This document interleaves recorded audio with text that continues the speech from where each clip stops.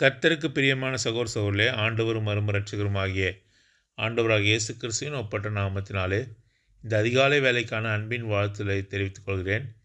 தியானிக்கும்படியாக தெரிந்து கொள்ளப்பட்ட வேத வசனங்கள் 2 தெசலோனிக்கர் 1ஆம் அதிகாரம் 11ஆம் வசனம் 12ஆம் வசனம்.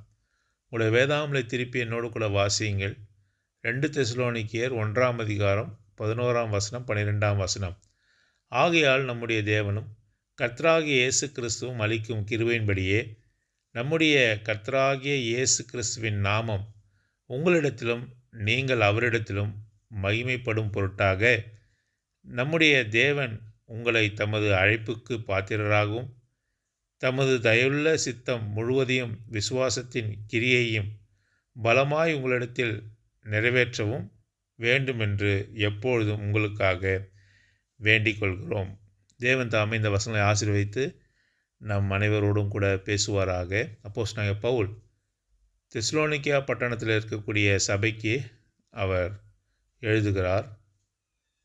தெசலோனிக்கா பட்டணத்தில் இருக்கக்கூடிய சபையானது எல்லா நல்லொழுக்கங்களிலும் தேர்ந்த சபையாக, ஆண்டவரை உறுதியாக பின்பற்றுகிற சபையாக காணப்பட்டது.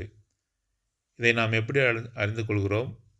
ஏற்கனவே அவர் 1 தெசலோனிக்கேயர் என்ற நிருபத்திலே அப்போஸ்தலனாகிய பவுல் தெசலோனிக்கா சபையை பாராட்டி எழுதின வார்த்தையிலிருந்து இதை நாம் புரிந்து கொள்கிறோம். 1 தெசலோனிக்கேயர் 1ஆம் அதிகாரத்திலும் கூட உங்களுக்காக நான் ஜெபம் பண்ணுகிறேன் என்று சொல்லி தெசலோனிக்கா பட்டணத்தில் இருக்கக்கூடிய சபையை எப்பொழுதுமே அவருடைய ஜெபத்தில் நினைவு கூறுகிறவராக காணப்படுகிறார். ஆகவே அந்த அன்பின் நிமித்தமாக அந்த பட்டணத்தில் உள்ள விசுவாசிகள் மீது அப்போஸ்தலனாகிய பவுலுக்கு இருந்த அன்பின் நிமித்தமாக 2ஆம் முறையாக அவர் கடிதத்தை எழுதுகிறார். அதிலே அவர் சொல்லும்பொழுது 12ஆம் வசனம் 2 தெசலோனிக்கர் 1ஆம் அதிகாரத்தில் எப்பொழுதும் உங்களுக்காக வேண்டிக் கொள்கிறோம். நான் மாத்திரமல்ல, என்னோடு கூட இருக்கிறவர்களும் உங்களுக்காக வேண்டிக் கொள்கிறோம். எப்பொழுதும் வேண்டிக் கொள்கிறோம். எப்பொழுதெல்லாம் அப்போஸ்தலனாகிய பவுல் ஜெபத்திலே கர்த்தரோடு கூட பேசுகிறாரோ, ஜெபத்திலே தரித்திருக்கிறாரோ, அப்போதெல்லாம் தெசலோனிக்கா பட்டணத்தில் இருக்கக்கூடிய விசுவாசிகளை நினைவு கூறுகிறவராக அவர் காணப்படுகிறார். ஆகவேதான் எப்பொழுதும் உங்களுக்காக வேண்டிக் கொள்கிறோம். எதற்காக வேண்டிக் கொள்கிறோம்? தெசலோனிக்கா பட்டணத்தில் இருக்கக்கூடிய இந்த விசுவாசிகள் வசதி உள்ளவர்களாக மாற வேண்டும், நன்றாக அவர்கள் வாழ்க்கையை நடத்த வேண்டும், நோய் நொடி இல்லாமல் அவர்கள் வாழ வேண்டும், சகலவிதமான ஆசீர்வாதத்தினாலே அவர்கள் ஆசீர்வதிக்கப்பட வேண்டும் என்று சொல்லி அவர் வேண்டிக் கொள்கிறாரா? அல்லது தெசலோனிக்கா பட்டணத்தில் இருக்கக்கூடிய சபை அது மிகவும் சிறிதாக இருக்கிறது, ஆகவே அந்த சபையானது பெரிதாக கட்டப்பட வேண்டும் என்று சொல்லி ஜெபிக்கிறாரா? அங்கே வருகிறவர்கள் எல்லோரும் அங்கே பணத்திலும் வசதியிலும் வியாபாரத்திலும் அவர்கள் பெருக வேண்டும் என்று ஜெபிக்கிறாரா?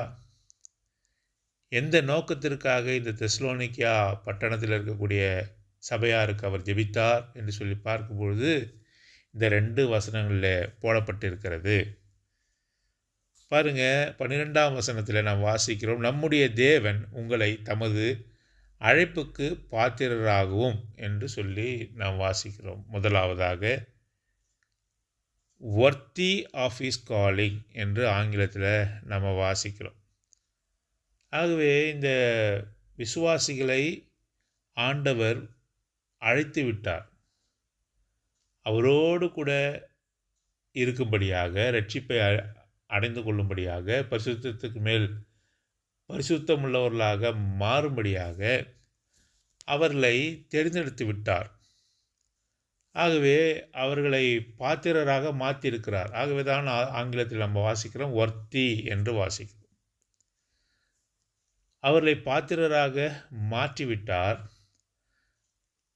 இப்போ அந்த விசுவாசிகள் எப்படி நடக்க வேண்டும்? அவர் அழைத்த அழைப்புக்கு உரிய பாத்திரவான்களாக நடக்க வேண்டும். பாருங்கள், இதை நாம் ஒரு உவமையின் மூலமாக அறிந்து கொள்கிறோம். கல்யாணத்துக்கென்று அழைக்கப்பட்டவர்களுக்கு கொடுக்கப்பட்ட காரியம் என்ன? கல்யாண வஸ்திரம். ஆகவே இந்த கல்யாணத்திலே பங்கு பெற வேண்டும் என்று சொல்லி யாரெல்லாம் அவர் அழைத்தாரோ அவர்களுக்கு கல்யாண வஸ்திரம் நீங்களே போய் வாங்கி எடுத்து தைத்து கொண்டு அதை போட்டுக்கொண்டு கல்யாணத்துக்கு வாருங்கள் என்று சொல்லப்படவில்லை. அவர்கள் எந்த உடையை அணிந்து கொண்டு வர வேண்டும் என்று ஏற்கனவே முடிவு செய்து யாரெல்லாம் அழைக்கப்பட்டார்களோ அவருக்கெல்லாம் கல்யாண வஸ்திரம் கொடுக்கப்பட்டது. நன்றாக புரிந்து கொள்ளுங்கள், கல்யாண வஸ்திரம் அழைக்கப்பட்டவர்கள் தாங்களாகவே ஆயத்தப்படுத்தவில்லை. ஆனால் அழைத்தவர் அவர்களுக்கு கல்யாண வஸ்திரத்தை கொடுக்கிறார். கல்யாணத்துக்கு வரும்பொழுது அவர்கள் அந்த கல்யாண வஸ்திரத்தை அணிந்து கொண்டு வர வேண்டும். ஆகவே இவர்கள் வரும்பொழுது கல்யாண வஸ்திரத்தை அணிந்து கொண்டு வந்தார்கள். ஒருவன் மாத்திரம் கல்யாண வஸ்திரம் இல்லாமல் வந்தான். அவனுக்கு கொடுக்கப்பட்டது, ஆனாலும் கூட அதை புறக்கணித்தவனாக வந்தான். ஆகவே அவன் புறம்பான இருளிலே தள்ளப்பட்டான் என்று சொல்லி ஓமையிலே நாம் வாசிக்கிறோம். அவர் அழைத்து விட்டார், அவர் நம்மை பாத்திரராக மாற்றிவிட்டார், அவரோடு கூட இருக்கும்படியான ஸ்லாக்கியத்தை நமக்கு கொடுத்து விட்டார். ஆனால் அதற்கு பாத்திரம் உள்ளவர்களாக நடக்கிறோமா? Are we walk in the worthy of his calling என்று சொல்லி நாம் நம்மையே சோதித்து அறிய வேண்டும். ஆகவே தான் அப்போஸ்தலனாகிய பவுல் இந்த சபையார் தேவன் அழைத்த அழைப்புக்கு பாத்திரவான்களாக நடக்க வேண்டும். அவர் அழைச்சிட்டாரு, நம்ம பிள்ளையை மாற்றிட்டாரு. ஆனாலும் கூட நாம் அந்த அழைப்புக்கு பாத்திரமுள்ளவர்களாக நடக்க வேண்டும். ஒரு ராஜகுமாரன் இருக்கிறான் என்று வைத்துக்கொள்வோம். அவன் மற்ற பிள்ளைகளைப் போல அவன் வசிக்க முடியாது அல்லது பழக முடியாது, மற்ற காரியங்களை அவன் செய்ய முடியாது. அந்த ராஜாவுக்கு ஏற்ற அந்த ராஜ்யத்தினுடைய தலைமை பண்புகளை அவன் கொண்டிருக்க வேண்டும். இது அவனிடத்திலே எதிர்பார்க்கப்படுகிறது. ஆகவேதான் அங்கே தகுதியுள்ளவர்களாக நாம் காணப்பட வேண்டும். 1 தெசலோனிக்கேயர் 2ஆம் அதிகாரம் 1 தெசலோனிக்கேயர் 2ஆம் அதிகாரம் 10ஆம் வசனம் வாசிக்கலாம். 1 தெசலோனிக்கேயர் 2ஆம் அதிகாரம் 12ஆம் வசனம். தகப்பன் தன் பிள்ளைகளுக்கு சொல்கிறது போல நாங்கள் உங்களில் ஒவ்வொருவனுக்கும் புத்தியும் தேர்தலும் எச்சரிப்பும் சொன்னதை அறிந்திருக்கிறீர்களே என்று சொல்கிறார். 11ஆம் வசனத்தில் வாசிக்கும்பொழுது, மேலும் தம்முடைய ராஜ்யத்திற்கும் மகிமைக்கும் உங்களை அழைத்த தேவனுக்கு நீங்கள் பாத்திரராய் நடக்க வேண்டும். இது மிக தெளிவாக சொல்லப்பட்டிருக்கு. தம்முடைய ராஜ்யத்திற்கும் அவருடைய மகிமைக்கும் உங்களை அவர் ஏற்கனவே அழைத்து விட்டார், தகுதிப்படுத்தி விட்டார். ஆனாலும் கூட நீங்கள் அதற்கு தகுதி உள்ளவர்களாக நடக்க வேண்டும். நம்மளுடைய நடக்கை, நம்முடைய பேச்சு, நம்மளுடைய செயல்பாடுகள் தேவனுடைய பிள்ளைகள் என்பதை வெளிக்காட்டும் விதமாக இருக்க வேண்டும் என்று சொல்லி ஆண்டவர் விரும்புகிறதை அப்போஸ்தலனாகிய பவுல் தெசலோனிக்கா பட்டணத்தில் இருக்கக்கூடிய விசுவாசிகளுக்கு நினைப்பூட்டுகிறார். ஆகவே தான் நீங்கள் சொல்கிறார், தம்முடைய ராஜ்யத்திற்கும் மகிமைக்கும் உங்களை அழைத்த தேவனுக்கு நீங்கள் பாத்திரராய் நடந்து கொள்ள வேண்டும். உங்களை அழைத்து விட்டார். கல்யாண வஸ்திரம் எங்கே? உங்களை அழைத்து விட்டார். அந்த மகிமை எங்கே? அதற்குரிய நடக்கை எங்கே? ராஜகுமாரன் என்று சொன்னால் ராஜகுமாரனுக்குரிய பண்புகள் எங்கே? அவர் கேட்கிறார். கொலோசியர் 1ஆம் அதிகாரம் 10ஆம் வசனத்திலே கூட இந்த விதமான வார்த்தையை பார்ப்போம். வொர்த்தி ஆஃப் ஹிஸ் காலிங். அவர் அழைத்த அழைப்புக்கு தகுதியுள்ளவர்களாக நாம் காணப்பட வேண்டும். முதலாவதாக நாம் வாசிக்கும்பொழுது வொர்த்தி ஆஃப் ஹிஸ் காலிங் என்று சொல்லி நாம் இங்கே வாசிக்கிறோம். ரெண்டாவதான காரியத்தை நாம் பார்க்கும்பொழுது 12ஆம் வசனம், நம்முடைய தேவன் உங்களை தமது அழைப்புக்கு பாத்திரராகவும், 2வது, தமது தயவுள்ள சித்தம் முழுவதையும் விசுவாசத்தின் கிரியையும் பலமாய் உங்களிடத்தில் நிறைவேற்றவும். இப்போது நம்ம அழைத்த தேவன் பாத்திரராய் நடக்க சொல்கிறார். அந்த பண்புகள் நம்ம இடத்துல இருக்க வேண்டும். நாம் தேவனுடைய பிள்ளைகள் என்ற அந்த ஞாபகம் இருக்க வேண்டும். அதன்படி நாம் நடக்க வேண்டும்.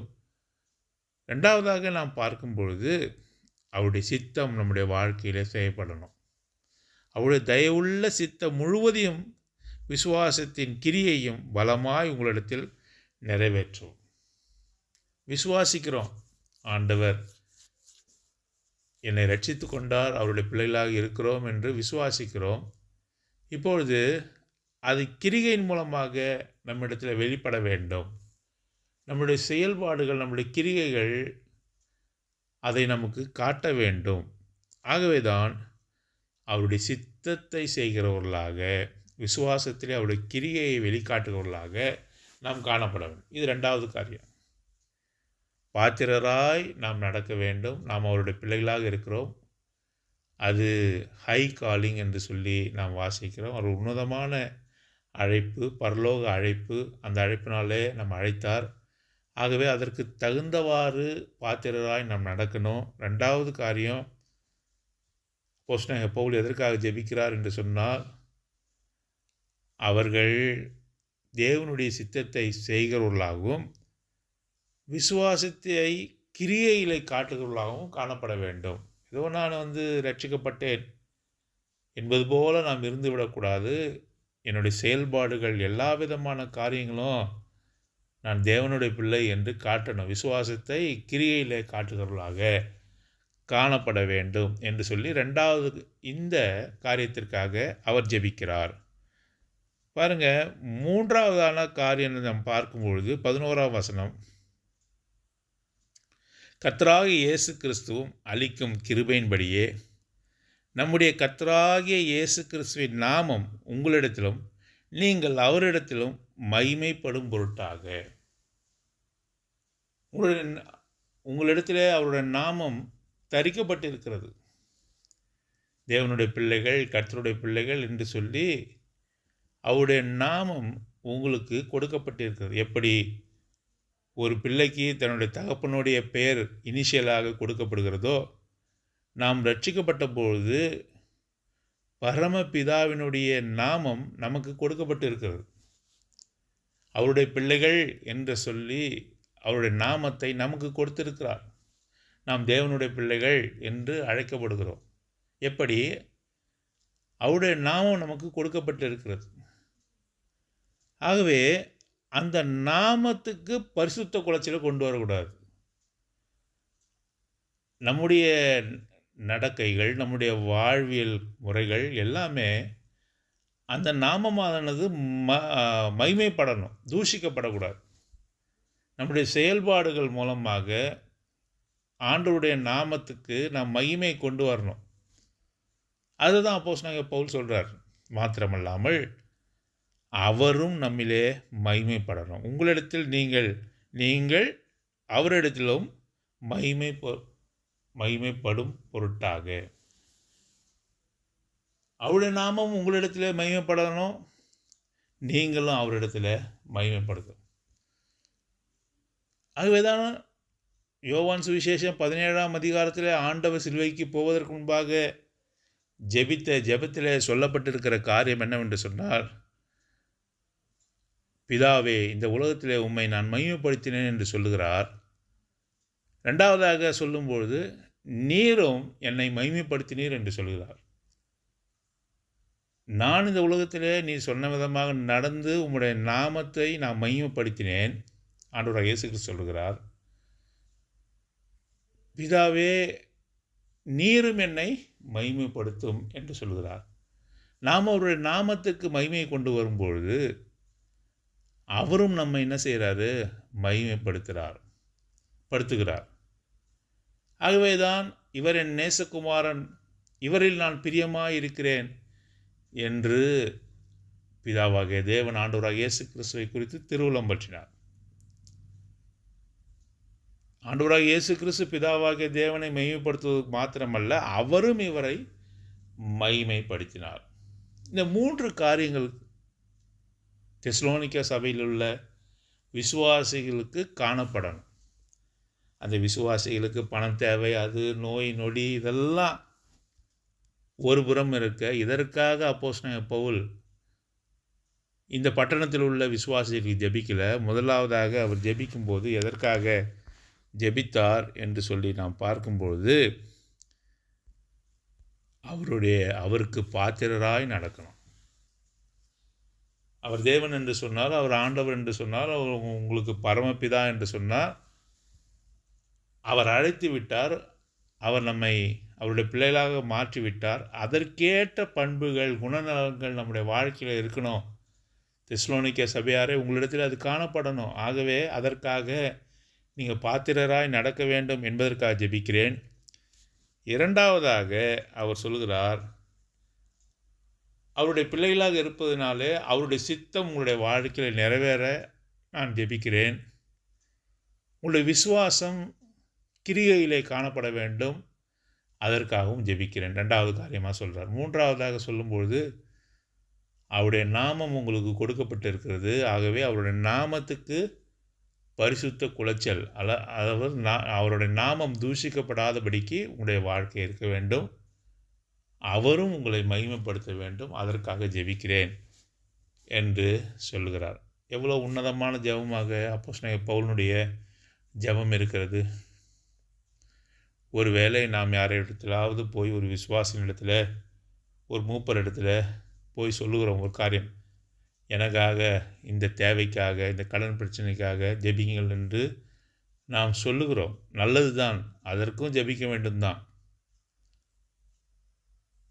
அதற்கு ஜெபிக்காமல் அந்த மூப்பரோ ஊழியரோ விசுவாசத்திலே நாம் வளர வேண்டும் என்று ஜெபித்தால் அது எல்லாவற்றை காட்டிலும் உன்னதமான ஜெபமாக இருக்கிறது. சரீர பிரகாரமான தேவைக்கு ஜெபிக்காமல் ஆவிக்குரிய பிரகாரமான தேவைக்கு ஜெபிப்பது உன்னதமான காரியம். நாம் அநேக சமயங்கள் நாம் என்ன செய்கிறோம்? கோபித்து கொள்கிறோம். நான் இவ்வளோ காரியத்தை சொல்கிறேன், இவர் என்னோட தேவைக்கு ஜெபிக்க அவருக்கு மனமில்லை என்று சொல்லி அங்கே மூப்பரை நாம் கோபித்து கொள்கிறோம். அப்படி அல்ல. நீங்கள் ஆவிக்குரிய விஷயத்தில் வளர வேண்டும் என்பது சரீர பிரகாரமான தேவையை சந்திப்பதை விட மிக முக்கியமானது. ஆகவே தான் அப்போஸ்தலனாகிய பவுல் தெசலோனிக்கே சபையில் இருக்கக்கூடிய விசுவாசிகள் கர்த்தர் அழைத்த அழைப்புக்கு பாத்திரராக அவர்கள் நடக்க வேண்டும் என்பதற்காகவும், கர்த்தருடைய சித்தம் அவருடைய வாழ்க்கையில் நிறைவேறவும், அவருடைய விசுவாசத்தின் கிரியை காட்டப்படவும், மூன்றாவதாக அவருடைய நாமத்தை இவர்கள் மகிமைப்படுத்தவும், அவரும் கூட இவர்களை மகிமைப்படுத்தும் பொருட்டாக நான் உங்களுக்காக ஜெபிக்கிறேன் என்று சொல்லி ஆசீர்வாதமான உன்னதமான தேவையுள்ள ஜெபத்தை அந்த தெசலோனிக்கே சபையில் சேர்ந்த மக்களுக்காக ஜெபிக்கிறார். இதற்காகவே நான் எப்பொழுதும் உங்களுக்காக வேண்டிக் கொள்கிறேன். I pray always for these things என்று அவர் சொல்லுகிறார். அப்படிப்பட்ட ஜெபத்தை எடுக்க தேவன் நமக்கு உதவி செய்வாராக. அதற்காக சரீரப்பிரகாரமான தேவைக்கு ஜெபிக்கக்கூடாது என்பதல்ல, அதற்கும் ஜெபிக்கணும். ஆனாலும் கூட அதை காட்டிலும் மிக முக்கியமானது ஆவிக்குரிய தேவை. ஆகவே தான் அப்போஸ்தலனாகிய பவுல் இந்த தெசலோனிக்கே சபை மக்களை நேசித்த காரணமாக அவர்களுக்கு ஆவிக்குரிய ஆசீர்வாதங்கள், ஆவிக்குரிய காரியத்தில் அவர்கள் முன்னேறி செல்லத்தக்கதாக அவர்களுக்காக எப்பொழுதும் வேண்டிக் கொள்கிறோம் என்று சொல்லி அவர் சொல்கிறார். அப்பேற்பட்ட ஜெபங்களை நாமும் கூட நம்முடைய சக விசுவாசிகளுக்காக ஏறெடுக்க தேவன் தாமே நமக்கு உதவி செய்வாராக. ஆமேன்.